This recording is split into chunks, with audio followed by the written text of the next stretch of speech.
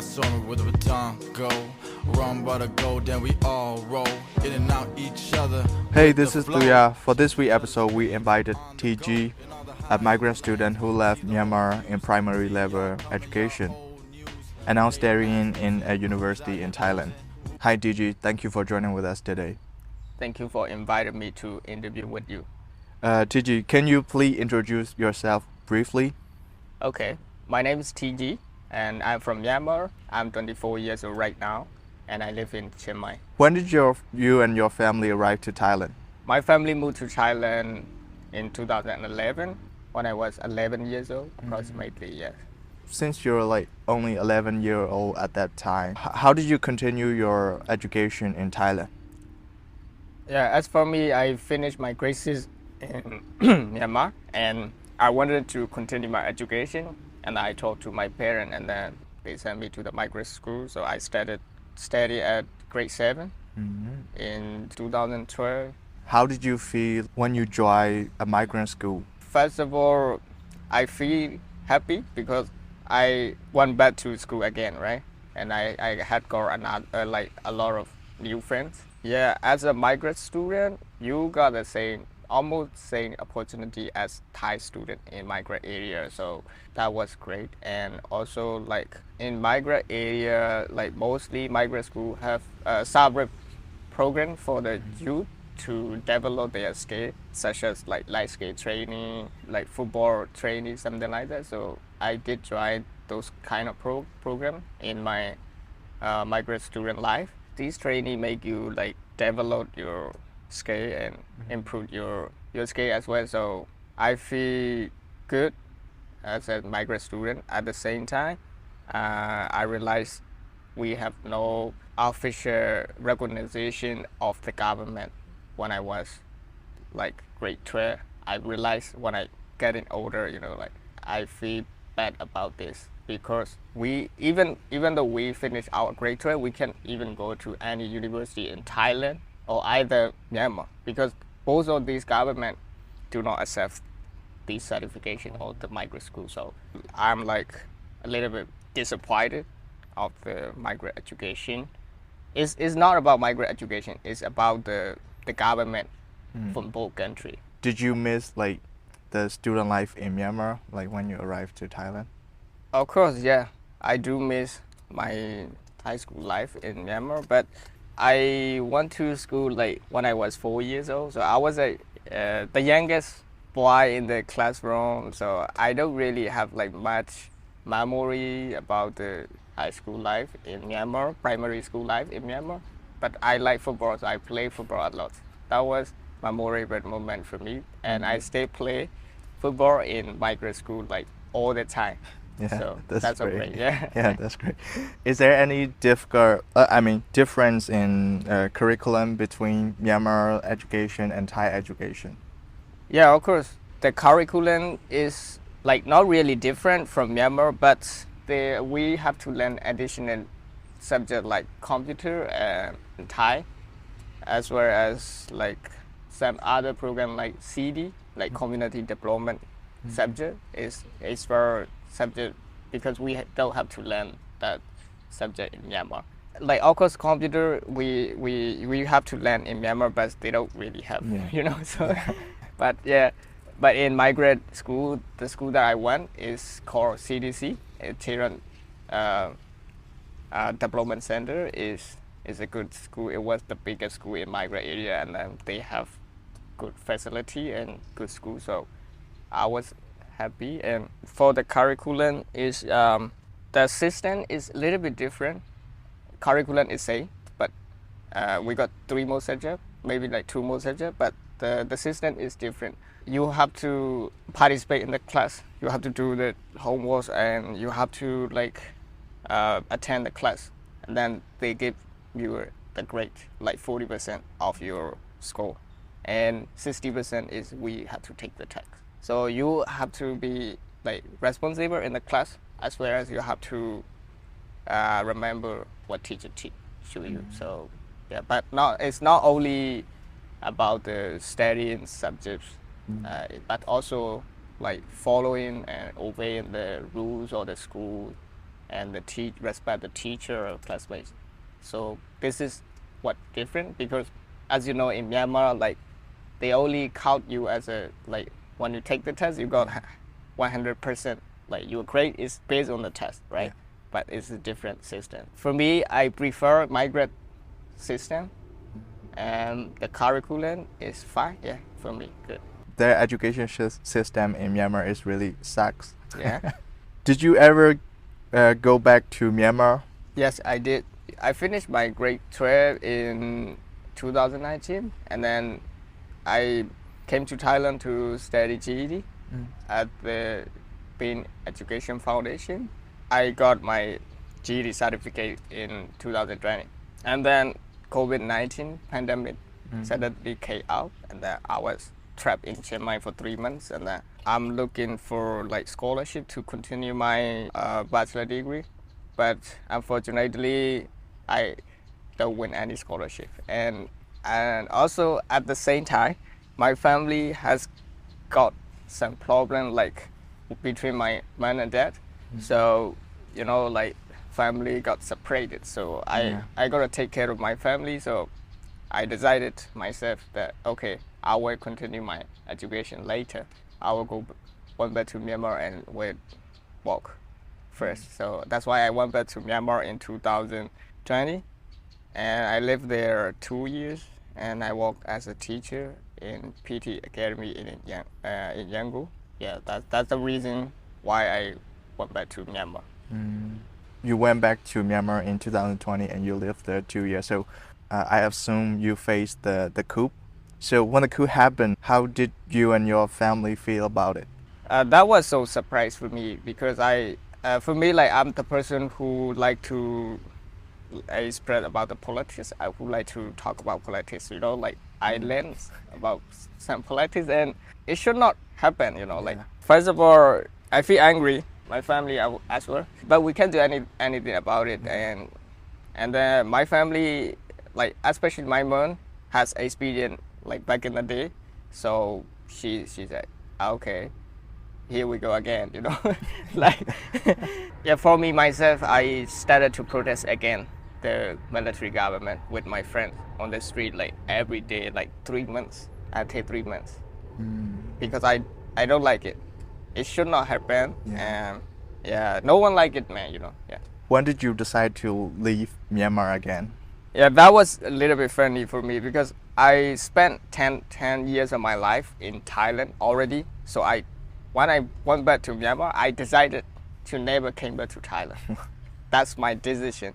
And then like after the coup, I was like, no way, I have to go back to Thailand to get a better job. Even though I got a better job in Myanmar, in Yangon, but you know, like no electricity, and you know, my job is like doing online, so I have to have electricity. Some of my friend is the activist, so they have to rent, and then they came to my house and live together. So like I left them to live in my my house. My mom was afraid, like no, she's like, you know, she already old, and then she said, no, I can't go to jail because of you. And I was like, okay, I have to think again to change my decision. So I started to think to go back to Thailand. I choose Chiang Mai because it's familiar with me, and I have some friends here, so I came back to Chiang Mai. Yeah, I'm sorry to hear like you've been through all that. When you arrived to Thailand again, how did you continue your education? It's not easy for me, like came to Thailand. Thai government make us too difficult to came to China, you know, like at the airport you have to show like everything, and then, so that cost me a lot. I owe like $700 to my friend, and I can't even pay back now. Not only his money, and also my money and some other resources as well. Some of my friends helped me because I moved with family, you know, like not alone. And like approximately it's cost me like 60,000 baht. All my money is gone, and so I can't think to continue education yet. So I started to work as a waiter. I stayed teaching, and at the same time I working as waiter, and I also work as a bartender. So basically concurrently work in 3 jobs at the same time, and I save money. Once again, I have to pay for the visa, so have to go to Laos to make visa. So that's cost me again. So I can't think to study yet. Recently, like 4 months ago, I was thinking to join to university because once I want to apply as a teacher in a Thai school, and then you have to have a bachelor degree in order to get a visa for the teacher. Yeah. That law of Thailand is it's requirement for you to have a bachelor. And other jobs like organization, for me, I personally want to work at the organization, so non-profit organization especially. So I applied to them, but they also said at the same time, so same thing. So I was like, okay, so I realized that I need to continue my education. I have to have a bachelor degree to get a better job. That's the reason I decided to continue my bachelor degree in Chiang Mai. You have to walk like while you're attending the university. So is that okay for you? I mean, do you have to like manage your time, your study time? Currently, I do two things at the same time. So someday I don't have time to study. Someday I don't have time to do the assignments. Yeah. I am facing the tough time right now. I guess my working hour is like 5 p.m. to 1 p.m. and I sleep like 2, and I wake up and go to school. So this is not a good thing for me. Like it's not good for my health as well. So yeah, this is how I difficult for my study at the moment. Since you're from a migrant family and also a migrant worker, so like, did you face any discrimination against you, like in your class or in workplace? I remember a lot when I was in Mesos, but these are not to me because I'm not the worker at the time. I'm the student, migrant student. But my father, my brothers, and some of my neighborhoods, like they used to face a lot of discrimination between Thai people and Myanmar people, because like most of the migrant people doesn't have legal ID card or something like passport or visa. Yeah. They don't have anything. So the real situation was happened and then still happening now, but no one can take care of this at all. For example, my family work for one Thai boss, and then like at that time we will get like 40,000 baht from that guy. It's a lot of money at the time. He doesn't pay anything. He's like, no, I don't pay you. So we are like, no way, you have to pay to us. We have no food. We need to survive. So we ask him, but he's like, no, you can go to anywhere to report this situation. I don't care because you are illegal worker. So something like that, you know. So my mother went to the DVB Foundation and talk about this. These people are trying to help the migrant worker, right? So, but we don't get that money until now. Yeah. Wow. This is not only us, but also a lot of people I have seen like many of this kind of situation in my life. 10 year life in Mesos, I have seen a lot. Wow. Even in Chiang Mai, they see some situation like this. Living in Thailand is, as a migrant student, you got a almost same opportunity and rights, but as a migrant worker, you will not get the same rights. Yeah, I do understand that this is their country, but we are human as well. We also should follow the law of Thailand. Like, this is a very complicated thing, man. You know, if you're talking about the politics and migrant workers, you know. So yeah, I would say yes, discrimination, yes, but in many different ways. Yeah. How about like as a student, did you face any discrimination? And I have never faced something like this as a migrant education in Thailand. Maybe because of Thai government is priority to the student, like they value to the student. It's not really different opportunity and rights for the student. It doesn't matter you're a migrant student or Thai student. I think same rights. So this is good for me. Yeah. You lived in Thailand for 10 years before you went back to Myanmar, and also now you're in Thailand again. I believe you have a lot of Thai friends. It's like, did you get any like support from those people? I do have some Thai friend not in Mysore.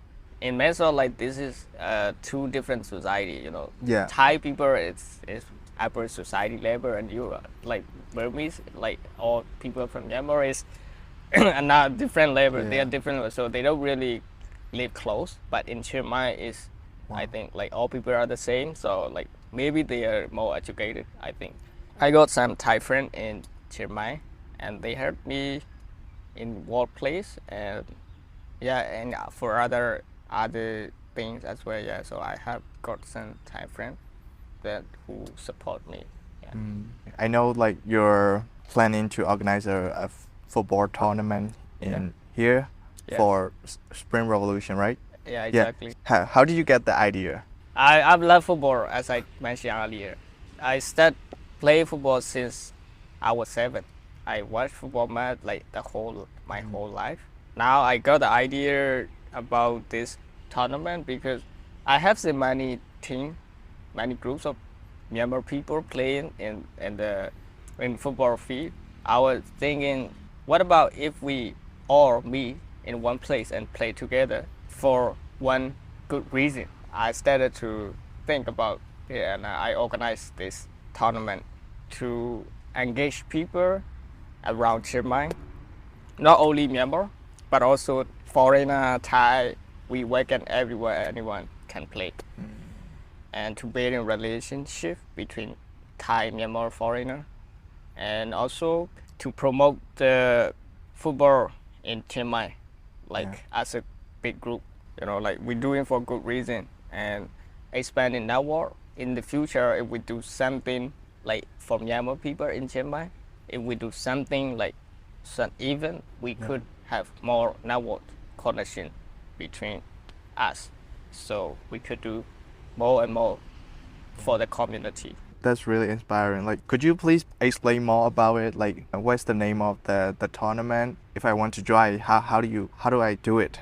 The name of the tournament is Spring Revolution Cup. I wanted to support the CDM, like civil disobedient, like teacher or like any government workers that join the civil obedience movement in Myanmar. CDM. After the coup. Yeah, so that's why I wanted to support to them. At the same time, like I have heard one stateless school, they are like self-finance school. They don't have any support from any organization, so they need money to support themselves to educate like people that like children, especially these children are refugees in Myanmar. So I wanted to support them. So as I told to earlier, like we have I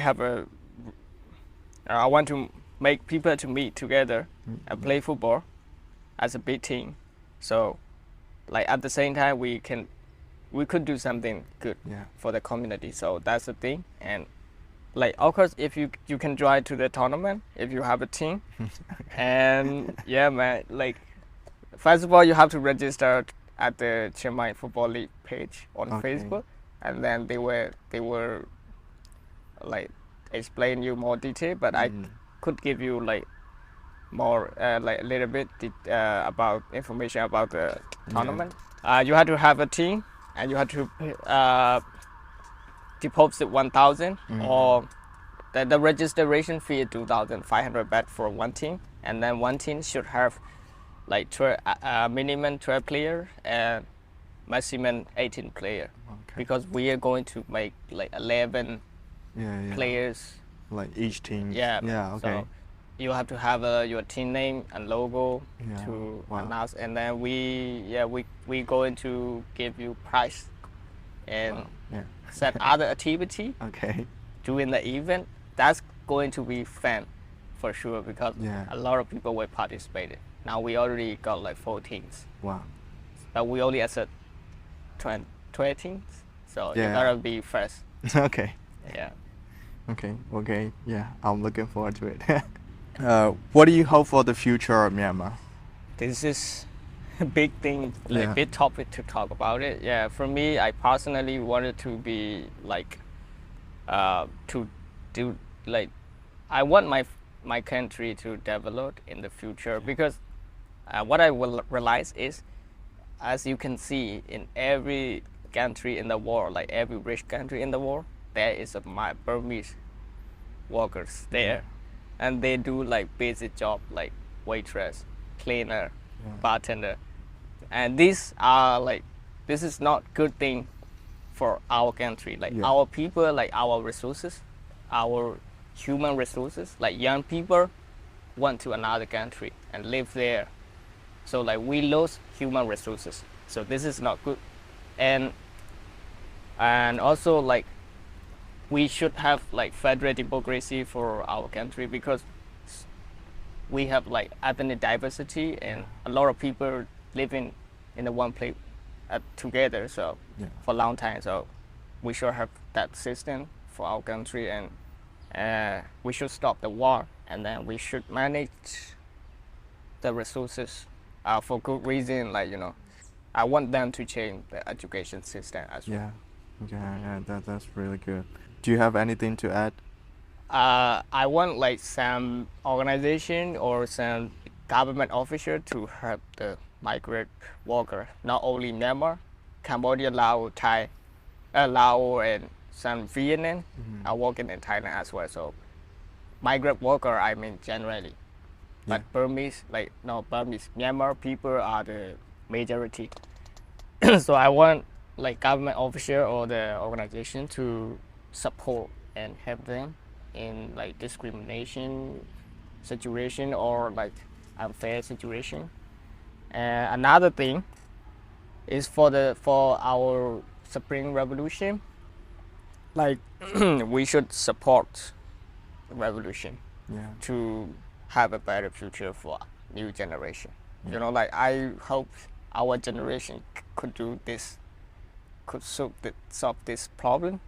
But now it's like I have no idea like how when we gonna like win the revolution. I don't know, but yeah, I hope if possible. I hope for everybody, like for all people from Myanmar and all people in Myanmar, because we need like a place to live and to share experience, also like to have a peace.